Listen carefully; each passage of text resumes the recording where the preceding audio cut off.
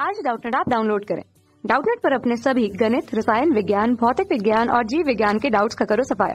बस प्रश्न की फोटो खींचो, एक ही प्रश्न को क्रॉप करो और तुरंत वीडियो सोल्यूशन पाओ। अभी डाउनलोड करें। नमस्कार दोस्तों, हमारा आज का प्रश्न है यूरियोटेलिक जंतुओं में उत्सर्जन के महत्व को समझाइए। तो आइए इसे उत्तर की सहायता से समझ लेते हैं। उत्तर तो देखिए, इस प्रकार के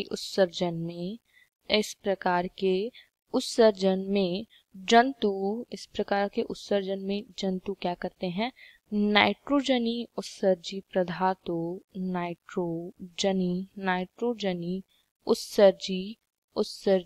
पदार्थों जैसे कि अमोनिया को यूरिया के रूप में क्या करते हैं? उत्सर्जित करते हैं। इसीलिए इन्हें क्या कहा जाता है? यूरियोटेलिक कहा जाता है, क्योंकि यह इनका मुख्य उत्सर्जित पदार्थ क्या होता है? यूरिया होता है। तो देखिए, इस प्रकार के उत्सर्जन में जंतु क्या करते हैं? नाइट्रोजनी उत्सर्जित पदार्थ जो कि क्या हो सकते हैं? अमोनिया को यूरिया के रूप में उत्सर्जित करते हैं। और ऐसा क्यों? क्योंकि देखिए क्या होता है कि यूरिया प्रकृति में क्या होता है? अन्य उत्सर्जित पदार्थों के अनुपात में अन्य उत्सर्जित पदार्थ जो होते हैं, अन्य उत्सर्जित पदार्थों के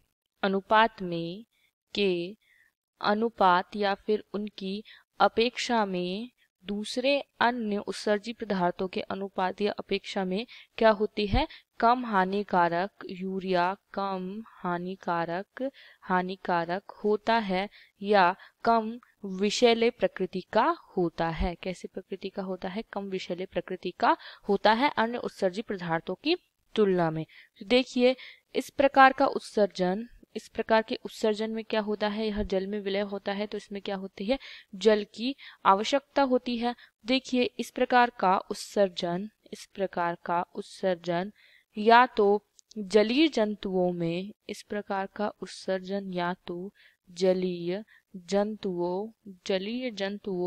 में या उन स्थानीय जंतुओं में पाया जाता है, या उन स्थानीय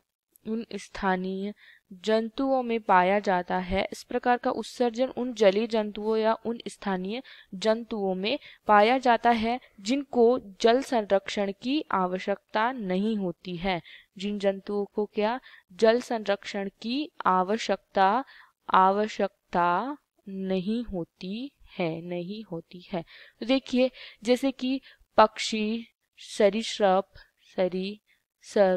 इनमें क्या होते हैं कि जल की हानि से बचने के लिए यह यूरिक अम्ल को क्या करते हैं? उत्सर्जित करते हैं ताकि इनके शरीर में क्या हो सके? जल का संरक्षण